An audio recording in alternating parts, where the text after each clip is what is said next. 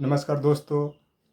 आज फिर देश में धर्मनिरपेक्ष और समाजवादी शब्द को लेकर के फिर हंगामा मचा हुआ है और सब लोग जो बीजेपी समर्थक लोग हैं या जो हिंदुत्व के नाम पे अपना सत्ता प्राप्त करना चाह रहे हैं, उन लोग का मानना है कि संविधान निर्माता बाबा साहब ने भी धर्मनिरपेक्ष शब्द को जोड़ने से मना किया था। लेकिन मैं आप लोग को बता देता हूँ तो उस समय की परिस्थितियाँ अलग थी, क्योंकि 1946-47 में व्यापक पैमाने पर पूरे देश में दंगा भड़का हुआ था और पाकिस्तान और हिंदुस्तान में लगभग लाखों की संख्या में लोग मारे गए थे। तो ऐसी परिस्थिति में अगर धर्मनिरपेक्ष शब्द को जोड़ दिया जाता तो शायद भारत और कई टुकड़ों में टूट सकता था, क्योंकि हिंदू को गुलबंद करने के लिए, हिंदुओं को यह दिखाने के लिए कि पाकिस्तान मुसलमानों का देश है और हिंदुस्तान हिंदुओं का देश है, इस कारण उस समय के एडवाइजरी कमेटी के लोगों ने धर्मनिरपेक्ष शब्द को जोड़ने से मना किया। लेकिन जैसे जैसे समय बीतते गया और ख़ास करके 70 के दशक में तो यह देखा गया कि भारत का विकास नहीं हो पा रहा।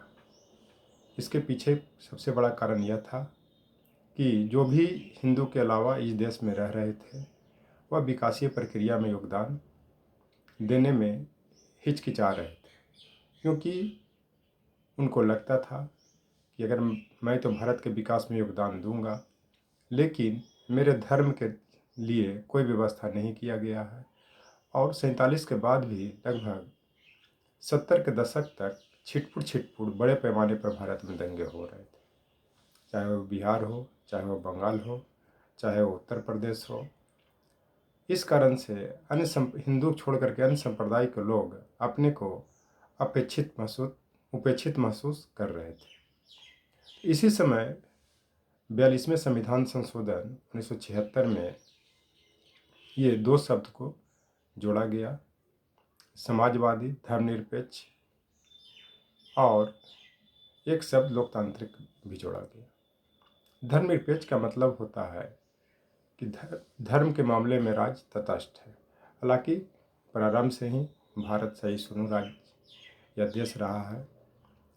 उसका कारण है कि यहाँ के वर्तमान में राष्ट्रपति भी मुस्लिम बने, जो जब धर्मनिरपेक्ष शब्द नहीं जोड़ा गया था तो उसका उदाहरण आपका डॉक्टर जाकिर हुसैन, उसके पहले भी और एक दो मुस्लिम राष्ट्रपति बने, उसके बाद भी आपको APJ अब्दुल कलाम बने, उसके पहले भी फखरुल अली अहमद बने, इस तरह से उपराष्ट्रपति बने। इस तरह से देखा जाए तो भारत की जो सहिष्णुता धर्मनिरपेक्ष की प्रारंभ से ही रही है। लेकिन एक संविधान में स्थान देने से लोगों के मन में यह भावना जगी, अन्य संप्रदाय के लोगों को, कि भारत सभी का देश है, यहाँ सभी धर्मों को एक तरह समान मिलेगा और सभी धर्म के लोग संप्रदाय भुला करके, जातीय स्वरूप को भुला करके भारत के विकास प्रक्रिया में योगदान देंगे। और यह हुआ भी, चूँकि 70 के दशक के पहले तक भारत की स्थिति बहुत ख़राब थी, चाहे वो शिक्षा के क्षेत्र में हो, चाहे वो गरीबी के लेकर के हो, ये सभी लोग को जानते हैं, सभी लोग जानते हैं। इस संदर्भ में एक कहावत भी है कि लाखों लाख झोपड़ियों में छाई हुई उदासी है और सत्ता संपत्ति के बंगलों में हंसती हुई पूर्णमासी है। इसका मतलब यह हुआ कि 70 के दशक के पहले जो जितने लाखों, चाहे वो OBC हो, चाहे SC ST हो, चाहे जिस संप्रदाय के लोग भी हों, उनका शोषण होता था, क्योंकि उनके पास न रहने का घर था, न उनके पास खाने का बढ़िया से खाना था। उसका प्रमाण ये है कि लाल बहादुर शास्त्री ने भी उसी दौर के में जय जवान जय किसान का नारा दिया था, जो पाकिस्तान के और भारत के बीच युद्ध के समय में दिया गया था। क्योंकि सबको पता है कि युद्ध की स्थिति में हर देश की स्थिति कमज़ोर होती है, चाहे वो कमज़ोर हो चाहे मजबूत हो। अगली बात, उस समय यह भी देखा जा रहा था कि जो भी विकसित देश हैं आखिर उनका विकास क्यों हो रहा है। तो उसमें सबसे पहले लोगों को ये लगा, भारत के लोगों को और जो भी विदेश में भ्रमण कर रहे थे भारतीय लोग, तो उनका मानना था कि जिस तरह विकसित देश धर्मनिरपेक्ष देश है, उसी तरह अगर भारत को धर्मनिरपेक्ष देश घोषित कर दिया जाए तो भारत का विकास दिन दूनी रात चौगुनी होगी, बाई लिप्स एंड बाउंड्स जिसको कहते हैं। और उसके बाद प्रारंभ होना भी शुरू हुआ, ये सब लोग जानते हैं। क्योंकि जब धर्मनिरपेक्ष शब्द को जोड़ा गया, समाजवादी शब्द को जोड़ा गया, तो वर्ल्ड बैंक ने भी भारत को कर्जा की मात्रा बढ़ाया।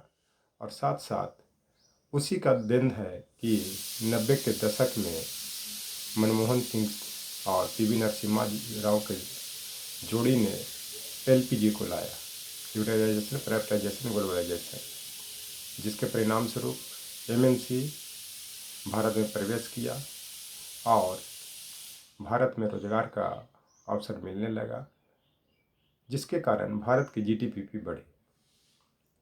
तो जो लोग आज यह कह रहे हैं कि भारत को धर्मनिरपेक्ष देश नहीं होना चाहिए, उनका कहना गलत है। क्योंकि देश की राष्ट्रीय एकता अखंडता को मजबूती देने के लिए किसी भी देश को धर्मनिरपेक्ष होना जरूरी है, समाजवादी होना जरूरी है। क्योंकि समाजवाद का ही मतलब ही होता है कि देश के संसाधनों पर सभी लोग का कब्जा हो। लेकिन आज देख रहे हैं, आज के दौर में, मोदी सरकार के दौर में, कि देश के संसाधनों पर किनका कब्जा है। यहाँ तक कि कैपिटलिस्ट के कहने पर इन्होंने असमय लॉकडाउन लगा दिया, जिसके कारण गरीब और गरीब हो गया और अमीर जो इंडस्ट्रियलिस्ट है, जो पूंजीपति है, वो अमीर होते गया। ये सब लोग जानते हैं।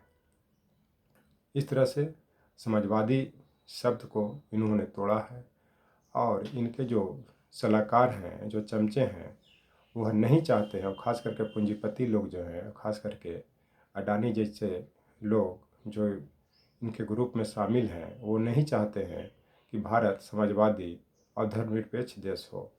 उसका एक उदाहरण यह है कि जैसे ही इनकी सरकार 2014 में बनी, 2015 में इन्होंने नीति आयोग को ला दिया, जो सबसे बड़ा आघात है समाजवाद और धर्मनिरपेक्ष पर। क्योंकि नीति आयोग, योजना आयोग जब था तो हर चीज़ पे प्लानिंग के लिए अलग अलग पैसे जाते थे, और नीति आयोग में मिसलिनियस कर दिया गया कि किसको पैसा जाएगा इसका कोई डिसाइड नहीं है, वो जिसको ज़रूरत रहेगा उसको पैसा दे दी जाएगी। इस कारण से देश की जनता की गरीबी और ख़राब, देश की जनता की गरीबी और बढ़ी है और शिक्षा भी बढ़ी है। क्योंकि जब लोगों को खाने का ठिकाना ही नहीं रहेगा तब पढ़ेगा कैसे।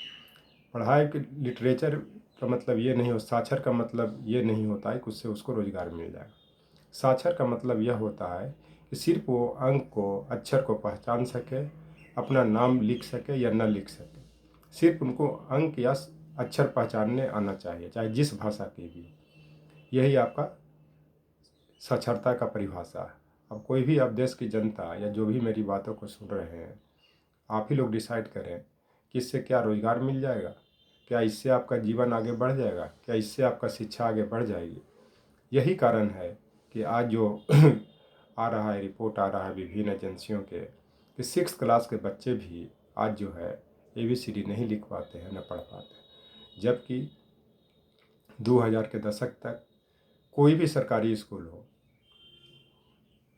वहाँ का सब बच्चे, चाहे मैं हूँ, चाहे जो भी उस दौर के निकले हैं, चाहे बड़े बड़े ब्यूरोक्रेट हैं, चाहे बड़े बड़े पॉलिटिशियन हैं, सब सरकारी स्कूल से ही निकले थे। और आज जो है देश के विकासीय प्रक्रिया में योगदान दे रहे हैं, देश का विकास भी हुआ। लेकिन आज सरकार के मिलीभगत से, चाहे जिस राज्य में भी सरकार हो, आप देख सकते हैं कि सरकारी स्कूल बंद होने के कगार पे है और प्राइवेट स्कूल की संख्या बढ़ते जा रही है। कि कहीं न कहीं राजनीति और शिक्षा माफिया का गठजोड़ है, जो नहीं चाहते हैं कि देश धर्मनिरपेक्ष हो, समाजवादी हो। इस चलते देश की जनता को डिसाइड करना है कि ये आधारभूत संरचना संविधान में रहे या न रहे। थैंक्स।